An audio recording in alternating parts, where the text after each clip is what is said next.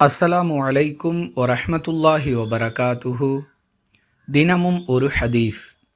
அல்லாஹுவின் தூதர் ஸல்லல்லாஹு அலைஹி வஸல்லம் அவர்கள் உலு செய்யும் பொழுது தமது உறுப்புகளை ஒவ்வொரு முறை கழுவினார்கள் என்று இப்னு அப்பாஸ் ரதியல்லாஹு அன்ஹு அவர்கள் அறிவிக்கிறார்கள். நூல் புகாரி, ஹதீஸ் எண் 157.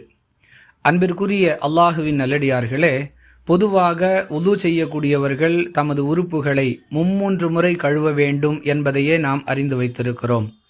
ஆனால் ஹதீஸுகளை பார்க்கும் பொழுது 1 முறை கழுவுதல், 2 முறை கழுவுதல், 3 முறை கழுவுதல், 3ஐ விட அதிகமான எண்ணிக்கையை பயன்படுத்திவிடக்கூடாது என்ற அளவிற்கு நமக்கு வழிகாட்டுதல்கள் வழங்கப்பட்டிருக்கின்றன. 1 முறை கழுவுவதை கொண்டு அவர் தமது உறுப்பை முழுமையாக கழுவிவிட்டால் அதுவே போதுமானது. இல்லை என்றால் 2 முறை கழுவுவதற்கு நபி வழியில் ஆதாரங்கள் உள்ளன. அதிகபட்சமாக 3 முறை. அதற்கு மேல் கழுவுவதை அல்லாஹுவின் தூதர் அவர்கள் கடுமையாக எச்சரித்து தடை செய்திருக்கிறார்கள் என்பதையும் பார்க்கிறோம். எனவே 1 முறை கழுவினாலும் நிறைவாக கழுவினால் போதுமானது என்பது இந்த ஹதீஸ் நமக்கு சொல்லக்கூடிய பாடம்.